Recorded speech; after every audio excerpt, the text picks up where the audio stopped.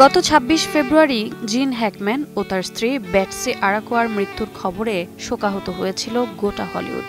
রহস্যজনক এই মৃত্যুর তদন্তে জানা গেছে, ওই বাড়িটিতে হ্যাকম্যানের অন্তত এক সপ্তাহ আগেই মারা গিয়েছিলেন তার স্ত্রী বেটসি। আর তীব্র আলঝেইমারের কারণে স্ত্রীর মৃত্যুর বিষয়টি হয়তো বুঝতেই পারেননি হ্যাকম্যান। পরে নিঃসঙ্গ অবস্থায় তিনিও মারা যান।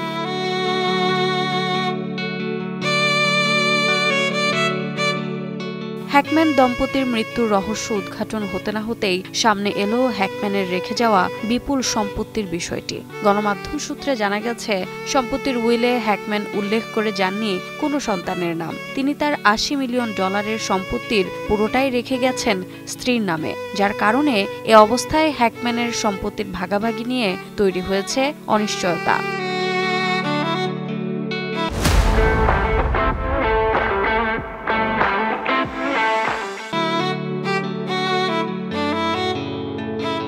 বিবিসির আইনি নথি অনুসারে হ্যাকম্যান ১৯৯৫ সালে আরাকাওয়াকে একমাত্র উত্তরাধিকারী হিসেবে উইলে অন্তর্ভুক্ত করেন এবং ২০০৫ সালে শেষবার এটিতে পরিবর্তন আনেন। তবে ক্যালিফোর্নিয়ার অ্যাটর্নি ট্রে লাভেল জানিয়েছেন, যদি অন্য কোনো উত্তরাধিকারী না থাকেন তবে আইনি উত্তরাধিকার সূত্রে সন্তানেরাই সম্পত্তি পেতে পারেন।